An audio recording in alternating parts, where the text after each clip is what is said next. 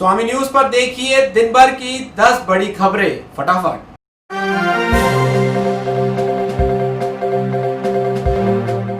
राजस्थान लोक सांस्कृतिक और धार्मिक कलाकार संघ ने मुख्यमंत्री के नाम जिला कलेक्टर को ज्ञापन सौंपकर राजस्थान के गरीब तबके के लोक कलाकार और धार्मिक भजन मंडल के कलाकारों को कोरोना महामारी के इस संकट में आर्थिक सहायता देने की मांग की है।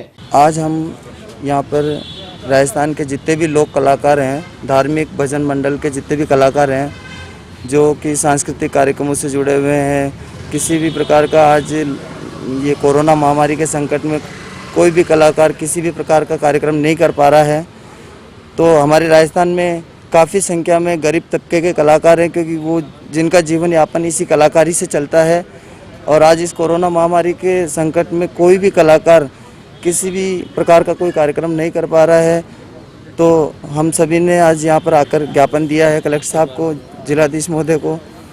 तो हमारी ये मांग है कि जिस प्रकार आर्थिक सहायता स्ट्रीट वेंडरों को जो दी जा रही है सरकार के द्वारा, उसी प्रकार हम कलाकार को भी कुछ आर्थिक सहायता मिले। क्या आश्वासन दिया है आपको कलेक्टर साहब ने? कलेक्टर साहब ने हमारे को ये आश्वासन दिया कि भाई हम आपके शिकायत जो है आपके वो आगे तक भेज देते हैं। अब आगे से क्या आदेश आता है, जो सरकार का आदेश होगा वो हम सबको मान्य होगा। वो ढोल में जाते थे, ढोलक वगैरह भी बजाते थे, सिंधियों में वराणे में जाते थे वो।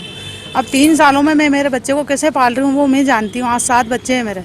अभी मैं घरों में काम करती हूँ, 4-5 घरों में मेरी काम वाले ने कुछ सहायता नहीं करी मेरी, कि अभी मेरे बच्चों को कैसे मैंने रोटी खिलाई वो मैं जानती हूँ। और अब सरकार को ये निवेदन है कि भाई हमारा कुछ थोड़ा बहुत सोचो आप भी, कि हमारी मदद करो तो हमारे बच्चे को थोड़ा हम खिला सके कुछ।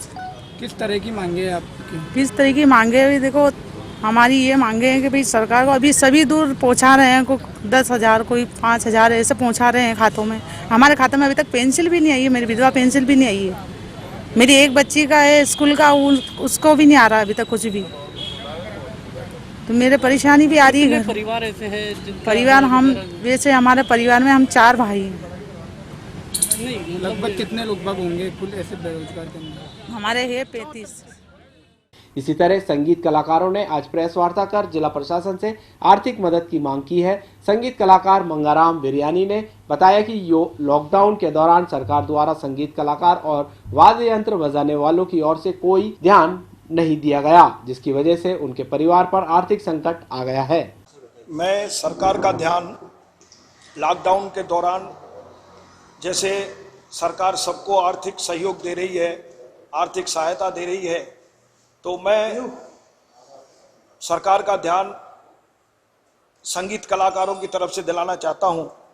संगीत से जुड़े हुए गायक कलाकार, गायिका और वाद्य यंत्र बजाने वाले, ऑर्गन बजाने वाले, ढोलक बजाने वाले, तो कई तो संपन्न हैं, लेकिन कई लोग ऐसे हैं जिनका पूरा परिवार का गुजारा ही इसी बात पे चलता है। रात को प्रोग्राम बजा के आते हैं और पूरे परिवार को पालते हैं। और जैसे हमारे सिंधियों में झूलेलाल के बहराने होते हैं और माता का जागरण होता है, या कई संतों महात्माओं की वर्षी इन मौक़ों पर सांस्कृतिक कार्यक्रम देते हैं और उसी से उन परिवारों का गुजारा चलता है। अभी लगातार 2 महीने से लॉकडाउन होने से उनके पास जो बची पूंजी वो भी खर्च हो गई है।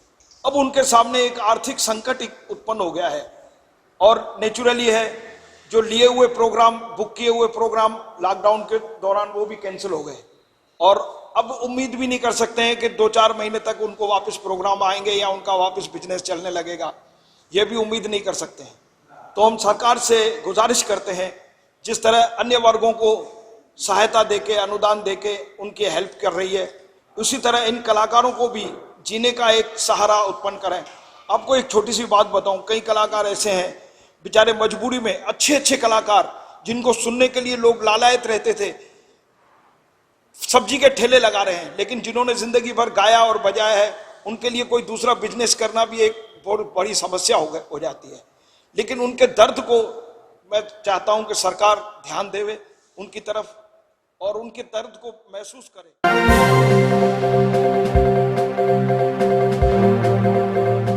लॉकडाउन 5.0 के साथ अनलॉक की शुरुआत हो चुकी है। लॉकडाउन के दौरान कई छोटे बड़े व्यापारियों को कई समस्याओं से जूझना पड़ा है। स्वामी न्यूज ने ग्राउंड जीरो पर छोटे बड़े व्यापारियों के हाल जाने, आइए देखिए।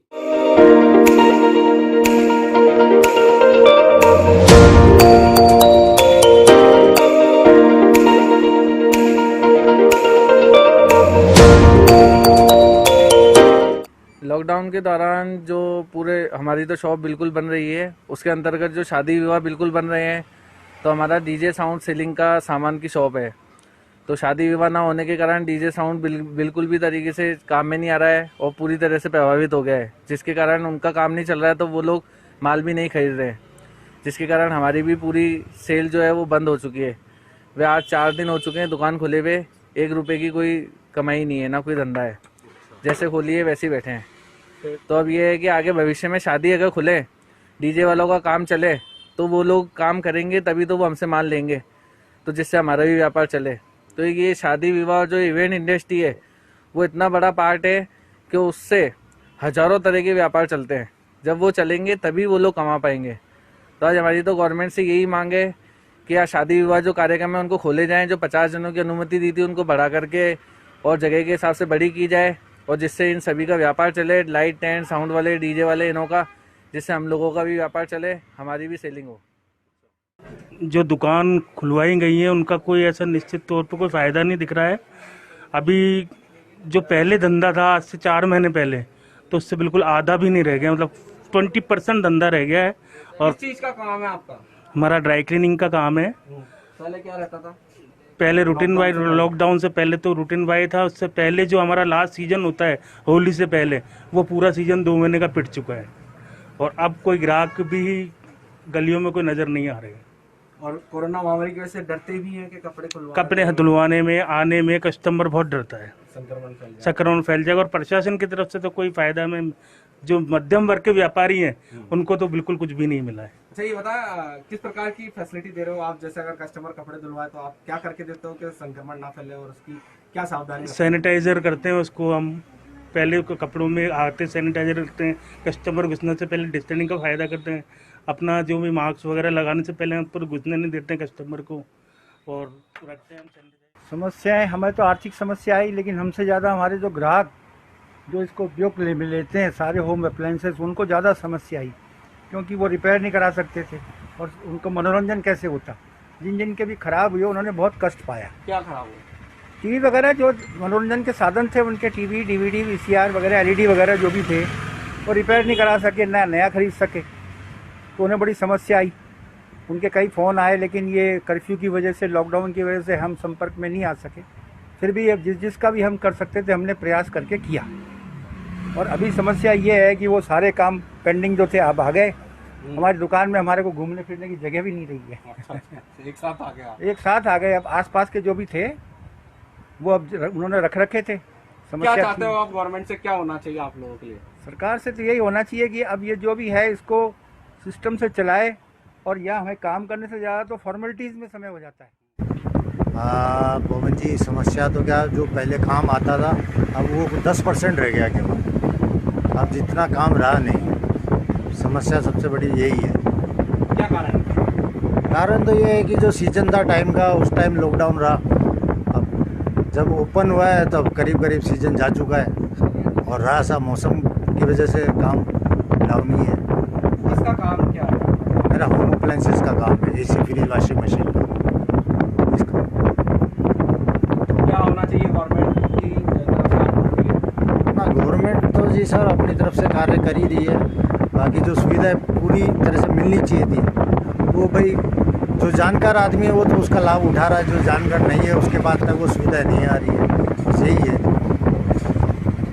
और क्या संदेश देना चाहते हो आप शहरवासियों को? शहरवासियों को तो संदेश ये दूंगा जी, अब जिस घड़ी से वो गुजरे हैं तो उसमें थोड़ा थावस बना के तो चलना ही पड़ेगा, सहयोग के साथ काम करें मिलजुल के। कुछ मिलाकर आप जो भी मैंने अभी तक इंटरव्यू में दिखाया, सब लॉकडाउन के दौरान धंधा पूरा चौक, ये तो है ही, सबका ही है, हमारे जैसों का नहीं, सभी का। किसी भी फील्ड में जाओ सभी का ही धंधा ऐसी तैसी हो।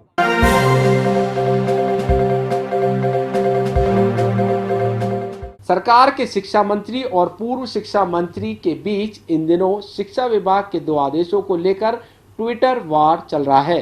पूर्व शिक्षा मंत्री ने मंत्री गोविंद डोटासरा पर आरोप लगाते हुए कहा कि मंत्री शिक्षकों का अपमान कर रहे हैं। शिक्षकों की ड्यूटी मनोरंजन कार्यों में लगाई जा रही है। कांग्रेस राज में जब से डोटासरा जी शिक्षा मंत्री बने तब से लगातार शिक्षकों का अपमान होता रहा है।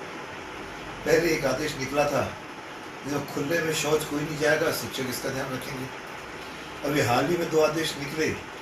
एक तो 12 जिले के मांगरोल में वहाँ के अधिकारी ने ऑर्डर निकाला कि किसी के यहाँ शादी है तो उसमें डिस्टेंस जो है मेंटेन रखने का काम शिक्षक करेंगे। अभी एक आदेश और निकाला जिसमें ये करौली के डीओ ने निकाला, जिसमें कोरोना सेंटर पर इन बीमारों का मनोरंजन शिक्षक करेंगे। क्या शिक्षक इस प्रकार के मनोरंजन के लिए या डिस्टेंस के लिए या खुले शौच में गिनती करने के लिए है क्या? शिक्षक सम्मानीय पद है, उसका सदैव समाज में सम्मान रहा है, लेकिन इस प्रकार के तुगलकी आदेश निकाल करके लगातार शिक्षकों का अपमान हो रहा है। तो जब मैं आवाज़ उठाता हूँ तब शिक्षा मंत्री की नींद खुलती है, तब उसमें से कुछ आदेश निरस्त किए जाते हैं। तो इस प्रकार के जो संबंधित अधिकारी हैं उसके खिलाफ आज तक शिक्षा मंत्री ने कोई भी कार्रवाई नहीं की है। मैं शिक्षा मंत्री से मांग करता हूं कि अपमान करना बंद करें, इस प्रकार के दोषी लोगों के खिलाफ तत्काल कार्रवाई करें और भविष्य में शिक्षक का सम्मान बना रहे, इसका उचित प्रबंधन करें। अन्यथा शिक्षकों में इतना रोष है। और उसके साथ अभी हाल ही में क्वारंटाइन में लोग शिक्षकों के लगातार 1.5 महीने तक एक ही शिक्षक से काम करते रहे और जो चहेते शिक्षक थे उनकी एक भी बार ड्यूटी नहीं लगी। उसकी भी आवाज़ उठाने के बाद इन्होंने आदेश तो कोई निकाला, लेकिन उसकी पालना आज तक सब जगह नहीं हुई है। तो शिक्षक त्राही कर रहा है, शिक्षक के मन में आक्रोश जग रहा है। उस शिक्षक से फिर अपेक्षा कर रहे हैं कि वह छुट्टियों में भी पढ़ाई करें ऑनलाइन।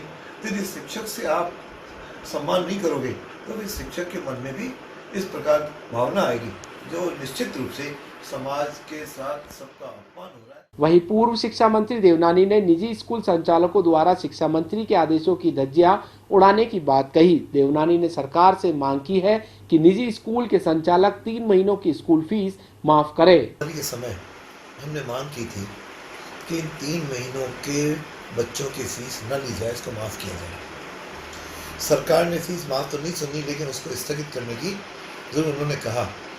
लेकिन जितने भी स्कूल, प्राइवेट स्कूल के मैनेजमेंट हैं, अधिकांश मैनेजमेंट ने सरकार के आदेश की कोई परवाह नहीं की और पेरेंट्स को नोटिस भेजते जा रहे हैं कि आप तुरंत फीस जमा करो, अन्यथा आपके लड़के का नाम काट देंगे। तो इस प्रकार की परिस्थितियों में जो शिक्षा मंत्री के आदेशों की धज्जियां उड़ रही हैं, उसमें आम पेरेंट पहले से त्रस्त है कि उसकी सारी दुकानें बंद हैं, उसके सारे धंधे बंद हैं, उसकी किसी प्रकार की कोई आय नहीं है, वो इतनी फीस कैसे इकट्ठी जमा कराएगा। तो उस नाते मेरी सरकार से मांग है कि इन 3 महीनों की फीस के आदेश तुरंत निकाले। कोई दौरान न तो स्कूल की कोई बिजली का खर्चा हुआ, न स्कूल के किसी ट्रांसपोर्ट का खर्चा हुआ। वेतन उन्होंने ज़रूर दिया, लेकिन वो तो वेतन इतने महीनों सालों से वो लोग कमा रहे हैं। इस समय उनको आगे आकर के अभिभावकों का सहयोग करना चाहिए। इतना तो दूर, लेकिन अजमेर के ही कुछ स्कूलों ने और राज्य के कुछ स्कूलों ने फीस तक बढ़ा दी। यानी फीस माफ़ करना एक पक्ष रहा, लेकिन धज्जियों को उड़ाते हुए अब फीस उन्होंने अजमेर के 2 स्कूलों ने बढ़ाई। अतः उस फीस बढ़ाने का वास्तव में किसी भी स्कूल को कोई अधिकार नहीं है। हमारा फीस नियंत्रण जो एक्ट बना था उसके तहत वह फीस का इस समय कोरोना में तो आगे आकर के वो फीस माफ़ करे, लेकिन इस तरह बढ़ाना निंदनीय है।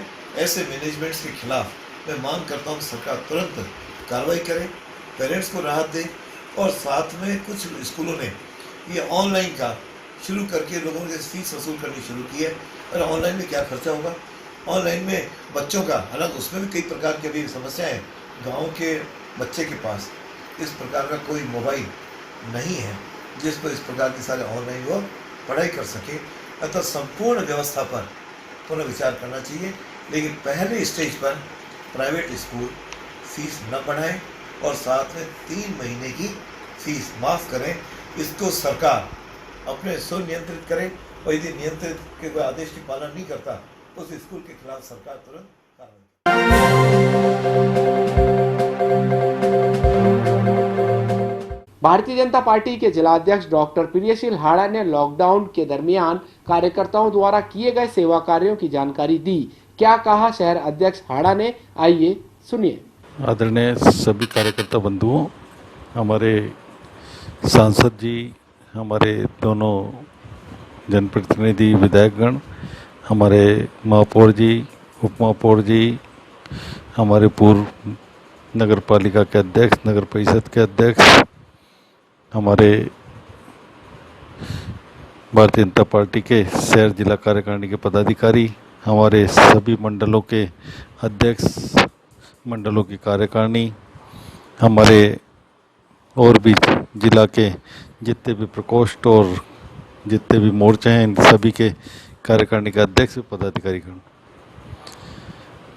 लॉकडाउन 4 आज ख़त्म होने जा रहा है और आप सभी को इस बात की मैं बहुत बहुत बधाई देता हूँ, आपका बहुत बहुत सम्मान, बहुत बहुत आदर करता हूँ कि आपने इस लॉकडाउन 4 जो कि लगभग 2.25 महीने से चल रहा था, इसको बहुत अच्छे से निभाया और आपकी पूरे शहर में और पूरी प्रदेश तक में ये बधाई है और बहुत बहुत आभार प्रकट करा है आपके लिए कि आपने बहुत अच्छे से जनता की सेवा करी है और जन सहयोग के लिए आपने बहुत बहुत आम जन के लिए भी, चाहे किसी भी तरह से, चाहे फूड हो या अन्य किसी भी दवाइयाँ पहुँचानी हो या बुज़ुर्गों की सेवा करनी हो, आपने किसी भी काम में कोई कसर नहीं छोड़ी है।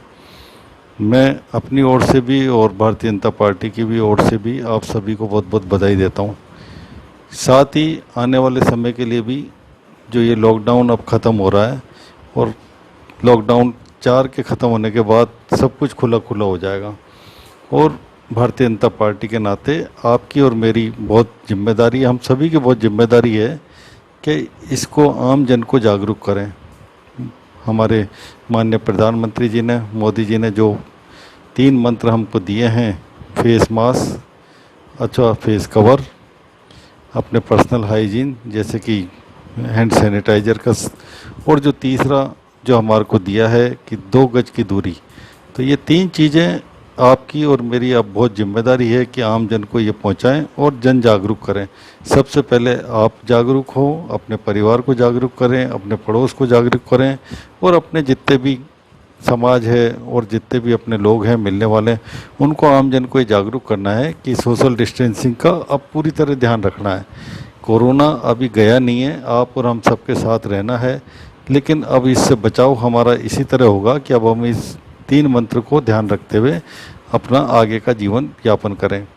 आपको पुनः इस बात की बहुत बहुत बधाई कि हमारा जो ये कार्यकाल गुजरा 3 महीने का या 2.5 महीने का, इसमें आपने बहुत अच्छे से भागीदारी निभाई और सबसे बड़ी बात तो ये कि हमारा कोई भी कार्यकर्ता इस कोरोना से संक्रमित नहीं हुआ, इतना काम करने के बावजूद।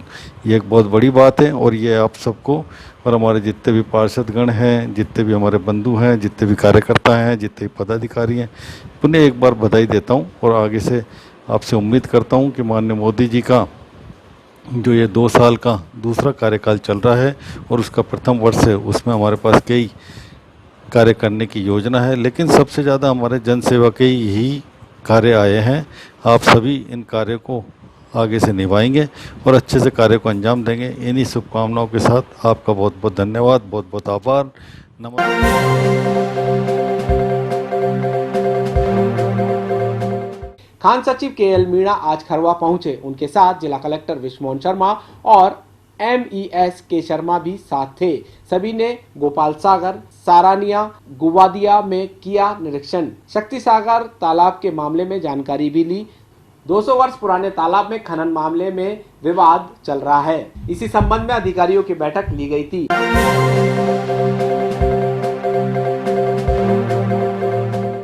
67 दिन के बाद संभाग के सबसे बड़े JLN अस्पताल की मुख्य बिल्डिंग सोमवार देर शाम आमजन के लिए खोल दी गई। आज से JLN अस्पताल में आमजन अपना इलाज कराने आ गए। 2 जून से अस्पताल के आउटडोर में कुछ बदलाव भी किए गए हैं। मेडिसिन यूनिट के आउटडोर में संचालित चर्म रोग यूनिट को अस्पताल के पीछे PMR बिल्डिंग में शिफ्ट किया गया है। अब चर्म रोग यूनिट आगामी आदेशों तक वही संचालित की जाएगी। वहीं यूरोलॉजी यूनिट को शिफ्ट करने को लेकर असमंजस की स्थिति पर भी विराम लग गया।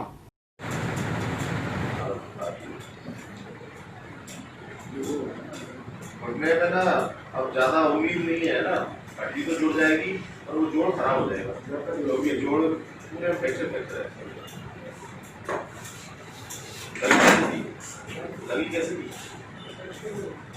कैसे हुआ?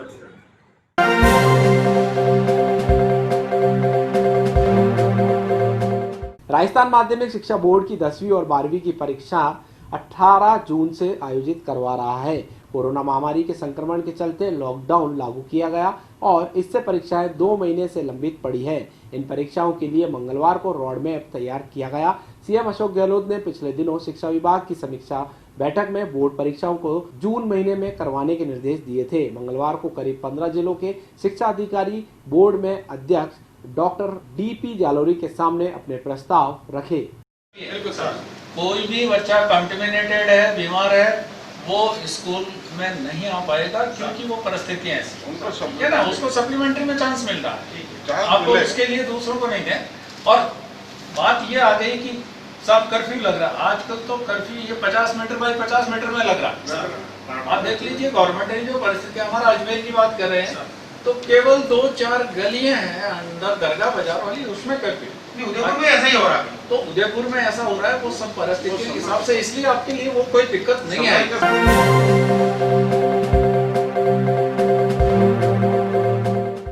आज का दिन पुष्कर उपखंड के लिए एक बहुत ही बड़ा दिन था, क्योंकि आज के दिन पुष्कर में जो पूर्व में 10 कोरोना संक्रमित पाए गए हैं उन सब का इलाज के बाद ठीक हो गए और उनको डिस्चार्ज करके घर भेज दिए गए हैं। तो पुष्कर में आज की तारीख में जो कोरोना संक्रमित की संख्या 0 हो गई है और पुष्कर उपखंड कोरोना मुक्त हो गया है। दूसरी तरफ जो 14 जाँचें कल भेजी गई उसमें से भी 10 जाँचें नेगेटिव आ चुकी है।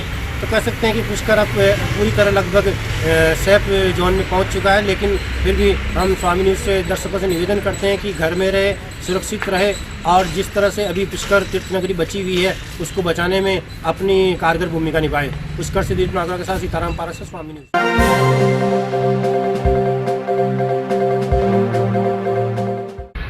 लॉकडाउन में जैसे ही रियायतें मिली है और वैसे ही लोग जैसे जैसे बाहर आने लगे हैं, अब ज़मीनों के मामले एक बार फिर सामने आने लगे हैं। आज पुष्कर में एक साथ 2 मामले सामने आए हैं, जिसमें पहला पक्ष है जिसने अपने वहाँ पर मकान पे कुछ करवाना चाहता था, लेकिन दूसरे पक्ष की आपत्ति के बाद में दोनों पक्षों ने उपखंड कार्यालय में शिकायत की और बाद में सीमा ज्ञान की कवायद शुरू हुई। इस बीच जो एक पक्ष है वो थाने के बाहर आकर बैठा है पूरे परिवार के साथ और उस पक्ष के हंसराज वैष्णव ने बताया कि उनके साथ ज्यादती हो रही है और प्रशासन की ओर उनको राहत दिलानी चाहिए। वहीं दूसरी ओर जो दूसरा मामला है वो नांद का हुआ। वहाँ पर जो दलित वर्ग के कुछ लोग हैं जिनका सीधा सीधा आरोप है कि जो कुछ सक्षम लोग हैं वो उनकी ज़मीन पर कब्जा हथियाने की नीयत से उनके खेत पर आए और हमला किया, जिसमें 3 बच्चे सहित कुछ घायल हुए हैं। और बहरहाल पुलिस ने इस पूरे मामले की शिकायत दर्ज कर जाँच शुरू कर दी है। लेकिन कह सकते हैं कि जैसे ही लॉकडाउन में छूट मिली है वैसे ही अब दूसरे क्राइम सामने आने लगे हैं। पुष्कर से दिलीप नागरा के साथ सीताराम पारस स्वामी न्यूज़। मैं तो मेरे पापा साथ में वहाँ पे, वो मेरी मम्मी वगैरह वहाँ पे काम कर रही थी, तो मैं वहाँ पे उनके लिए पानी लेके गया। तो और मैंने जो वहाँ पे जाके देखा तो और वो जो लोग हैं ना वो राजपूत के। कौन कौन नाम थे उनके? किशन सिंह, प्रताप सिंह और नरोत्तम सिंह। उन्होंने मेरे पापा पर हमला कर दिया और उन्होंने काफ़ी मारपीट भी की और मेरे यहाँ पे चोट लगी है। ये सरवण लाल जी का खेत था और वहाँ लेडीज थी, इनकी घरवाले भी, वो बच्चे और वो कूचा काट रहे थे और ट्रैक्टर चल रहा था वहाँ। कौन लोग आए इनके साथ हमला किया? वो देवेंद्र सिंह, प्रताप सिंह, किशन सिंह और नरोत्तम सिंह और काफ़ी 7-8 लोग थे, संगम सिंह। तो क्या मारपीट हुई? मारपीट हुई साहब, हमने बीच बचाव किया उनका, धारादार हथियार भी लेके आए उन्होंने, लट्टा डंडी सरिया सब थे उनके पास। अच्छा, ये जमीन किसकी है? जमीन सरवण लाल जी, लक्ष्मण जी। और क्या कह रहे थे, क्या जमीन कभी हटा लो ऐसे? हाँ, वो कह रहे हटवा, यहाँ से हटा लो, नहीं तो वो डांगावास वाला कांड दोहराया है उसमें। आपका नाम? काना राम चौधरी। क्या पड़ोसी है उनकी सरवण जी? पड़ोसी हैं साहब। कितने साल से? बहुत पडेरे से यहाँ साहब। खेत में काम करवा गया तो बटूर पाड़ कर रही है मैं, तो 2-4 आदमी आए हमारे पास में। एक तो नरोत्तम सिंह, प्रताप सिंह और एक संगम सिंह है, ब्याह का बेटा है प्रताप सिंह का, महिपाल, देवेंद्र सिंह, ये सब मिल माँ के घेरो लगा दियो और माँ मारपीट करवा ला गया। क्यों निकलो यहाँ से, नहीं तरह बार का बार था ना मार दे माँ के। तो बे माँ का आदमियों पर हमलो कर दियो। तो मैं चिल्लाया करया तो आजू बाजू में जो भी लोग आए माँ के पास में तो भाई माने छुड़ाया उड़ाया करया, तो भी भाई 1-2 जना के मारपीट कर दी माँ के। और माने बोल दिया था कि डंगा साला में जो खेल हुई हो ना वो ताके साथ में हो जाओ लो।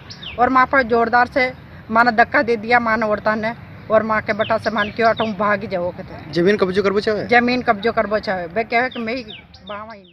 आदमी एक जमीन को कब्जे के लेकर मामला सामने है, 2 परिवार आपस में भिड़े हैं, क्या अभी लक्ष्मण लाल ने एक रिपोर्ट पेश की है, इस पर हम अनुसंधान कर रहे हैं, मुकदमा दर्ज कर रहे हैं। जैसे भी बात सामने आएगी तथ्यों के आधार पर नियमानुसार कार्रवाई करेंगे। मामला ये है साहब कि अभी अंदर के अंदर लॉकडाउन के अंदर एक टीन सेट उठा था जिससे मेरे खुद के लगी थी। तो उसके बाद में कि भाई उस पर छत डलवा लें, मान लो अगर बच्चे हैं, इस पर बच्चे रहते हैं नीचे, अगर किसी के लग जाए कर जाए तो उस हिसाब से छत डलवाने ही कर रहे थे। तो हमारे पड़ोसी हैं, उन्होंने आके थाने के अंदर FIR दे दी कि भाई ये हमारी जगह पे मकान बना रहे हैं, जबकि 2 मंजिला मकान है और आज 50 साल से हम रह रहे हैं वहाँ पे, ठीक है। अब फिर भी हमें नाजायज़ परेशान कर रहे हैं, न तो कोई प्रशासन की हेल्प मिल रही है हमें और न कोई बात, इसलिए आज से हम यही थाने के बाहर ही रहेंगे। अगर हमारी कोई हेल्प हो सकती है तो वो हेल्प कर दो हमारी। आज आपने किस लिए आए और थाने पर क्या मांगे? तहसीलदार जी वापस आ गए, हम वो पूरी की पूरी RCC वापस नीचे उतार दी, पूरी बंदी हुई थी, केवल भरने की देर थी, तो उसको भी वापस नीचे उतार दिया। उसके बाद में वापस गए यार, उसके ऊपर कम से कम 3 सेट डाल के, जब तक मान लो कि कोई बात नहीं हो तब तक 3 सेट डाल के तो कम से कम नीचे बच्चों को रख ही सकते हैं। उस हिसाब से 3 सेट डाल रहे थे, तो तहसीलदार जी और थाने से आ गए, उन्होंने काम बंद करवा दिया और धमकियां दे रहे हैं बेमतलब। मामला तो 60 साल रह गई, हमें हमारी सासू होगी 80 साल, 85-90 साल की। मैं मन हो गया 40-42 पढ़ने रहता आया ने, मैं आते कहें कि पहले कोई मकान नहीं, हार नहीं, कोई के बंगला मंगली है, आज बढ़िया पहली 3 छाने ही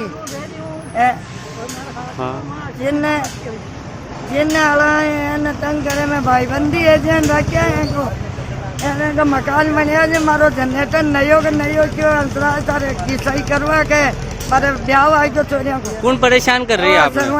सरवन जी और लाला एक ही कोनी को वही हो करे के भूख बजी है बाप।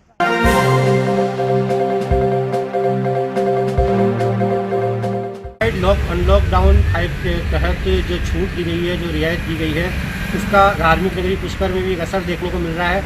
पुष्कर सरोवर के 52 घाट जो लगभग 70 दिन तक सुने रहे, वहाँ पर आज थोड़ी सी चहलकदमी देखने को मिली है। आज निर्जला एकादशी का दिन था, तो बड़ी ज़्यादा संख्या में तो नहीं, लेकिन कुछ लोग अपने साधनों से, जो पास में आस्थावान लोग थे, श्रद्धालु लोग थे, अपने अपने साधनों से पुष्कर आज आए हैं, सरोवर के स्नान किया है, पूजा की है और दान दक्षिणा देकर धर्म लाभ प्राप्त किया है।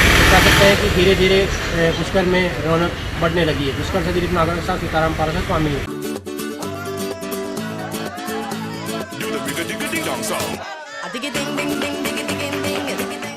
स्वामी न्यूज के सभी दर्शक तरोताजा खबरों के लिए यूट्यूब पर स्वामी न्यूज को सब्सक्राइब करें। साथ ही शहर से जुड़ी तमाम खबरों के तुरंत अपडेट्स के लिए बेल आइकन पर क्लिक करें। यह न्यूज आपको कैसी लगी, इसके लिए हमें कमेंट बॉक्स में आपके अमूल्य सुझाव दीजिए और इस वीडियो को लाइक व शेयर करें।